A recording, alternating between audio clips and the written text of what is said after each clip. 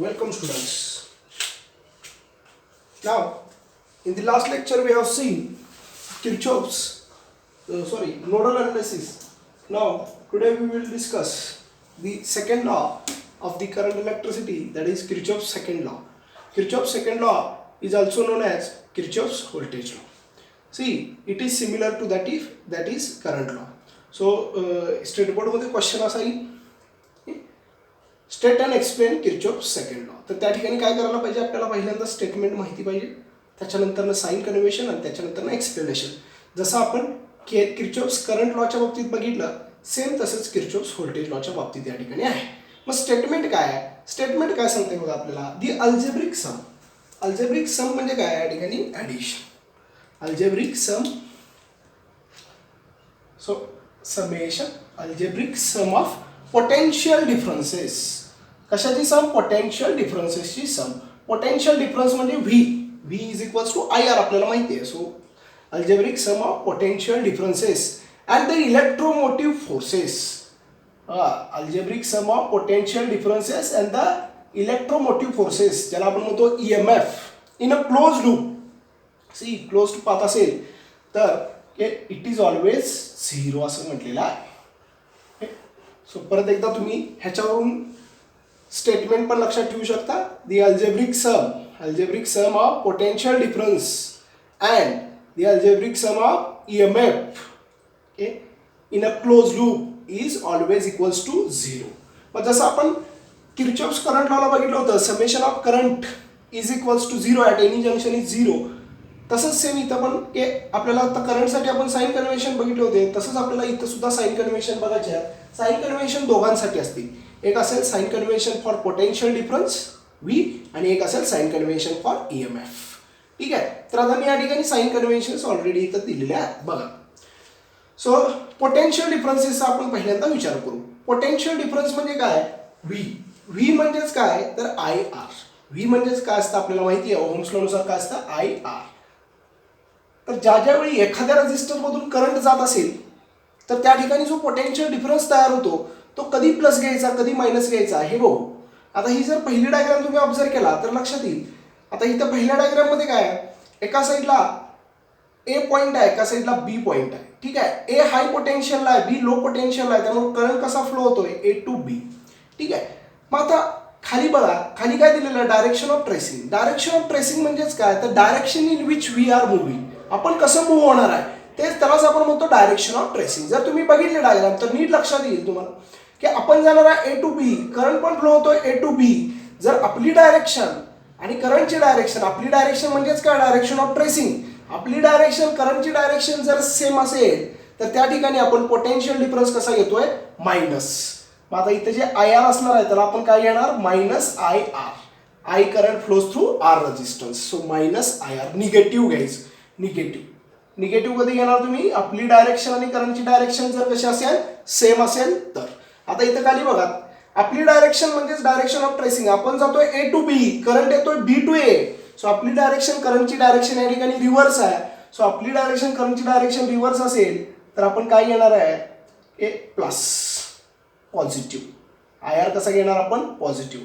तर अतिशय simple sign convention check करायचं आपण कसं जातोय, करंट कसं जातोय. आपल्याबरोबर करंट असेल तर मायनस, आपल्या अपोजिट करंट असेल तर काय घ्यायचं प्लस. आता इकडे या बॅटरीच्या केसमध्ये काय करायचं बघा, बॅटरी म्हणजेच EMF इथं केसमध्ये काय करायचं, EMF कधी प्लस घ्यायचा EMF कधी मायनस घ्यायचं बघा. आता बघा आपण जातोय A टू B, आपली डायरेक्शन कशी आहे A to B, direction of tracing बघा A टू B. मग A टू B जात असताना शेवटचं टर्मिनल काय बघायचं, शेवटचं टर्मिनल काय आहे मायनस, म्हणजे साइन कन्व्हेन्शन काय झालं मायनस. सो E1 ला काय घेणार तुम्ही minus E1, negative. Simple. Okay, next. आता या ठिकाणी बघा इथं आपली डायरेक्शन ऑफ ट्रेसिंग, आपली डायरेक्शन कशी आहे A टू B, आपण कसं जातोय A टू B. मग इथं जी बॅटरी दिलेला आहे त्यांनी E1 कन्सिडर करूया. तर आपण काय केलं होतं, इथं शेवटचं टर्मिनल बघितलं, A टू B जात असताना शेवटचं मायनस म्हणून आपण मायनस घेतलं. आता A टू B जात असताना शेवटचं टर्मिनल प्लस म्हणून आपण काय घेणार आहे प्लस. सो इथे E1 ला मी काय लिहू शकतो प्लस E1, म्हणजेच काय या ठिकाणी पॉझिटिव्ह. सो हे साइन कन्व्हेन्शन आहे. ह्याची आयडिया जास्त क्लिअर करण्यासाठी आपण एक डायग्राम आणि हा लॉ ॲक्च्युअली तिथं अप्लाय करणार आहे. तो लॉ अप्लाय केला की तुमच्या लक्षात येईल. पण आता साइन कन्व्हेन्शन जे बघितले थोडेसे मी परत रिवाइज करतो. अतिशय सिंपल साइन कन्व्हेन्शन. पोटेन्शियल डिफरन्सच्या केसमध्ये पोटेन्शियल डिफरन्स मायनस कधी घ्यायचा, जर आपली डायरेक्शन म्हणजेच direction of tracing, the direction in which we are moving, आणि करंटची डायरेक्शन जर सेम असेल तर मायनस. आपली डायरेक्शन आणि करंटची डायरेक्शन जर अपोजिट असेल तर प्लस. बॅटरीच्या केसमध्ये आपण शेवटचा टर्मिनल बघतोय, इथं शेवटचा मायनस, इथं ए टू बी जात असताना शेवटचं प्लस, सगळं पॉझिटिव्ह. ओके, नाव सी. आता हा लॉ अप्लाय कसा करायचा हे बघूत आपण. साइन कन्व्हेन्शन अप्लाय कसे करायचे.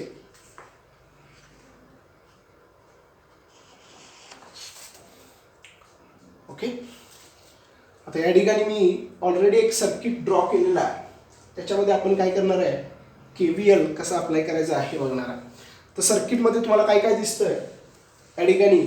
हा एक रेजिस्टन्स R1, हा रेजिस्टन्स R2, हा R3, हा R4, इथं काय आहे R5. सो असे 5 रेजिस्टर या ठिकाणी दिलेले आहेत. ह्याच्यातून जाणारा करंट आहे I1, ह्याच्यातून जाणारा करंट आहे I2, ह्याच्यातून जाणारा करंट बघा. आता हा एक क्लोज लूप असल्यामुळे इथं पण I1, इथं करंट काय असेल I2, इथं I3, इथं बॅटरी प्रोव्हाइड केलेला आहे E1, इथं बॅटरी प्रोव्हाइड केलेला आहे E2. ओके, सो अशा पद्धतीनं हे सर्किट दिलेलं आहे. आता आपल्याला लॉ कसा अप्लाय करायचा बघा. Consider the loop. कुठला लूप या ठिकाणी कन्सिडर करायचा मला, ABFGA. म्हणजे आपण कसं मूव्ह होणार आहे, ABGFA. आता बघा ए कुठं आहे, यस A, B, त्याच्यानंतर F, त्याच्यानंतर G आणि A. म्हणजे आपण अशा पद्धतीनं मूव्ह होणार आहे. A to B, त्याच्यानंतर B to F, त्याच्यानंतर F to G, त्याच्यानंतर G to A. सो अशा पद्धतीने आपण मूव्ह होणार आहे. ओके, अप्लाय करूया आता लॉ. बघा, आपण पहिल्यांदा A to B जाणार आहे. A to B जात असताना आपली डायरेक्ट बघा, आता इथं कसं आहे IR दिलेला आहे. I1 is flowing through R1. मग IR साठी आपण काय करतो, आपली डायरेक्शन करंटची डायरेक्शन सेम असेल तर मायनस. आपण जातोय A to B, करंट पण A to B, same direction minus. मग इथे मी काय घेणार, मायनस I1 R1. ठीक आहे, अजून इथं बॅटरी वगैरे आहे का, नाही. ठीक आहे, नेक्स्ट B2. आपण नंतर कसं जाणार आहे, A to B झालं, B to F. B to F आपण जातोय B to F, करंट पण B to F फ्लो होतोय, same direction minus IR. I म्हणजे किती आहे इथं, I म्हणजे I3, R म्हणजे काय R5. ओके, त्याच्यानंतर नेक्स्ट आपण कसं जाणार आहे बघा. आता F to G आपण जातोय F to G, करंट सुद्धा F to G म्हणजे काय असेल मायनस IR. I म्हणजे इथं I1 आहे, R म्हणजे काय R3, R म्हणजे काय R3. आता त्यानंतर बघा आपण कसं जाणार आहे G to A. आपण जाणार आहे G to A. G to A जात असताना इथं फक्त या ठिकाणी काय आहे, EMF दिलेला आहे. EMF साठी आपण सिंपल शेवटचा टर्मिनल चेक करतो. शेवटचा टर्मिनल प्लस, त्यामुळे इथं काय घ्यायला पाहिजे plus E1 is equals to काय असेल 0. म्हणजेच मी काय लिहू शकतो, E1 इज इक्वल्स टू, हे सगळं मायनस तिकडे गेल्यानंतर प्लस होईल, I1 R1 plus I3 R5 plus I1 R3. So हा झाला किर्चॉफ्स व्होल्टेज लॉ. आपण एका लूपला अप्लाय केला. आता ह्या लूपसाठी तुम्ही ट्राय करा, apply the Kirchhoff's law voltage law for the loop BFDCB. आपण कसं जाणार आहे B to C, त्याच्यानंतर C to B to F. आपण पहिल्यांदा B to F जाणार आहे, B to F, नंतर F to D, त्यानंतर D to C, नंतर C to B. Okay, 1 by 1 आपण ब्रँच घ्यायची आणि लॉ अप्लाय करत जायचं. बघा आता B to F आपण जातोय B to F. आपली डायरेक्शन B to F, करंटची डायरेक्शन पण कशी आहे B to F, same direction म्हणजे काय minus I3 R5 B to F. त्यानंतर F to D आपली डायरेक्शन करंटची direction same minus I2 R4, I2 is flowing through R4. त्यानंतर D to C मध्ये फक्त या ठिकाणी एक बॅटरी दिलेला आहे, शेवटचा टर्मिनल प्लस, त्यामुळे इथं काय येणार plus E2. Okay, next C to B आपण जातोय C to B, करंटची डायरेक्शन सुद्धा C to B, same direction minus I2 R2 is equals to 0. So मला E2 ला असं लिहिता येईल I2 R2 plus I2 R4 plus I3 R5. Okay. So इतका किर्चॉफ्स लॉ व्होल्टेज लॉचं तुम्हाला एक्सप्लेनेशन स्टेटमेंट डायग्राम एक्सप्लेनेशन एक्झाममध्ये लिहावं लागेल थेरॉटिकल क्वेश्चनसाठी. आणि किर्चॉफ्स व्होल्टेज लॉ एकदा अप्लाय करता आला तर we can solve numericals based on this very easily. तर न्यूमेरिकल्स कसे सॉल्व करायचे हे आपण नंतरच्या एका लेक्चर्समध्ये बघू. आता फक्त किर्चॉफ्स व्होल्टेज लॉ कसा अप्लाय करायचा हे आपण बघितलेलं आहे. तर ही इथंपर्यंतची तयारी एकदा तुम्ही परत करून घ्या, इथंपर्यंतची प्रॅक्टिस करून घ्या. Remaining part will see in the next lecture.